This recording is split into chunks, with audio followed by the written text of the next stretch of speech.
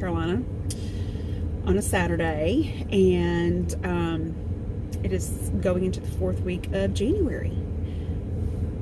It is 23 degrees at 10 o'clock in the morning, and if y'all are from the South, that is freaking cold. Cold. I don't even know how the people in the Northeast, Northwest, Midwest is handling this right now. I honestly do not. But this Southern girl is struggling, especially with the amount of like tenseness, if that's a word, going on in my hip with the muscles. It's just the healing process seems to be taking longer because of the cold. Anywho, I'm making my journey into Aldi's today. I think it's called Aldi, and I called it Aldi's, which is funny. Anyway, Aldi. I'm going into Aldi to do my grocery shopping for the week. I have my meal plan set. As you guys know, I only have $50 left for essentially 2 weeks. So, at this point, am I going to make it? I hope so. I don't want to fail at this, so I'm going to work really hard to make this happen. So, come along with me. Let's see if I can get it done.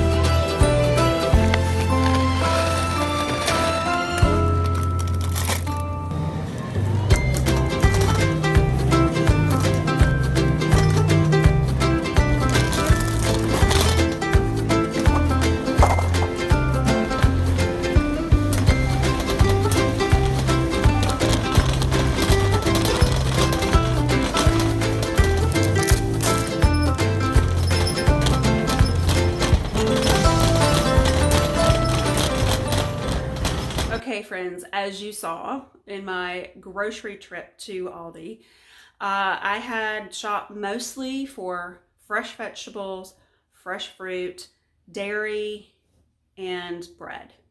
And all that came to about, let's say, $47.74.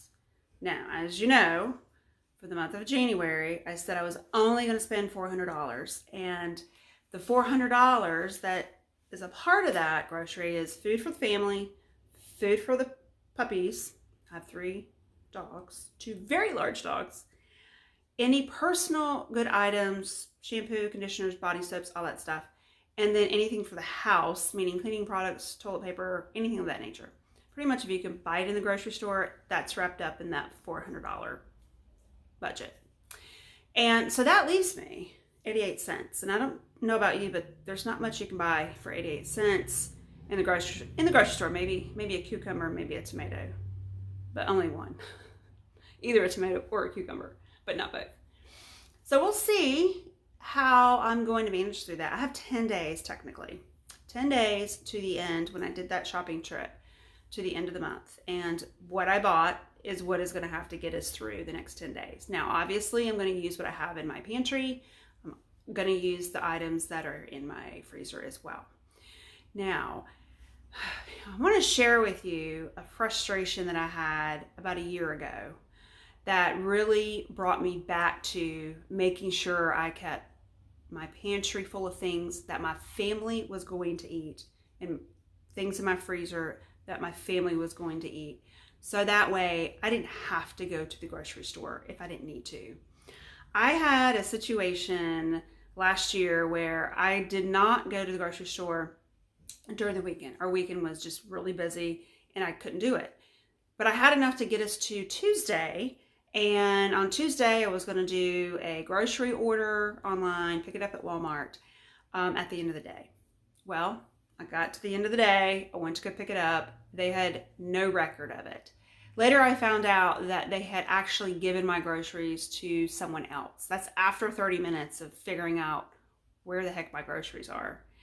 Needless to say, after a very, very long day, I started my day at 7:30 that day. I drove everywhere. I had a good number of meetings to attend. I'm rushing from one spot to another. And I finished my day at 6. And then I went to go pick up my groceries so I can get home to spend time with my kids before they go to bed. I was very frustrated. As you can imagine, I was very frustrated.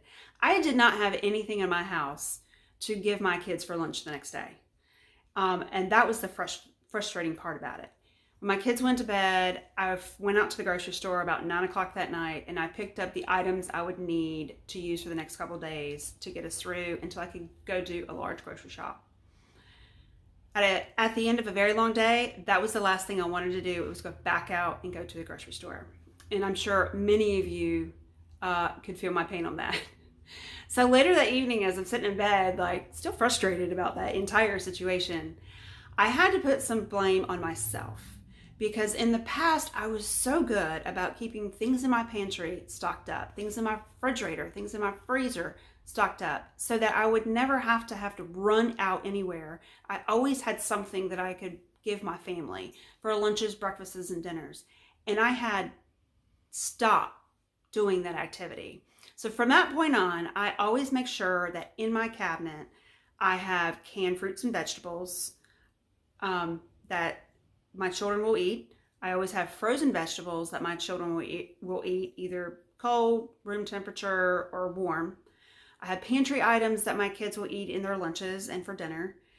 And I make sure that for milk, I have a shelf staple milk if I have to get to in an emergency. I keep bread in the freezer.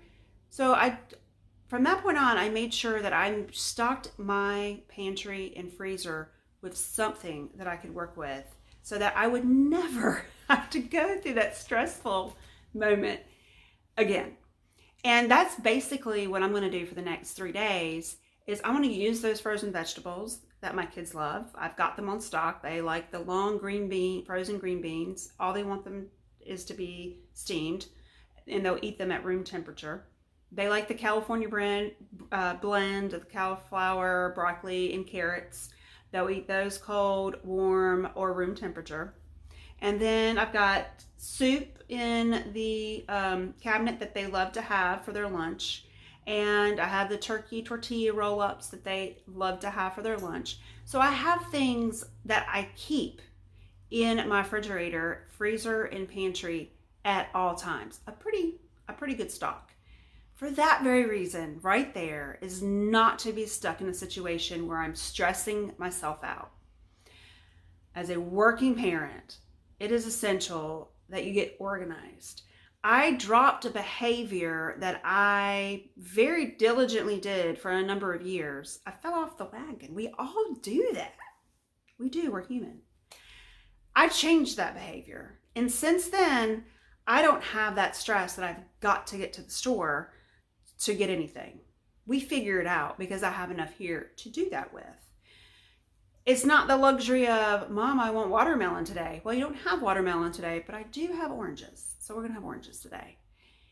They're still getting fed. They're still eating things that they enjoy, but it is in the pantry, refrigerator, freezer, and it's stocked, and it's always stocked. So that is my encouragement to you guys. What is a behavior that you stop doing that now leads you to a stressful moment? What is that? Mine was the pantry. And so now I've solved that problem. I always keep 4 cans of fruit, peaches, pears, oranges, in my cabinet at all times. If it gets down to 4, I'm going to make daggone sure that it's filled back up. So that way I constantly have a stock.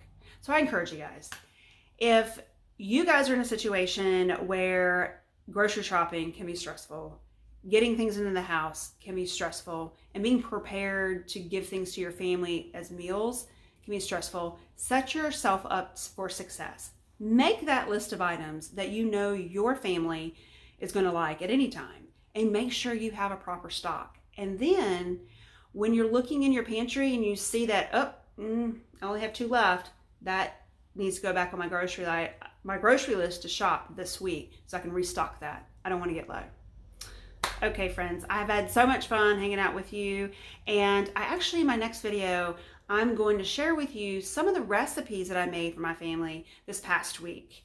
I had to prepare a little differently, had to cook a lot during this weekend because I had an extremely busy schedule during the week and it left me out of the house in the evening. So I wanted to make sure I set my husband up for success, to make sure all he had to do was just heat and warm and set out for the kids and him to enjoy for dinner. So stay tuned to that video and I hope you enjoy it, and it's been fun hanging out with you guys today. And in the meantime, y'all have fun and take care.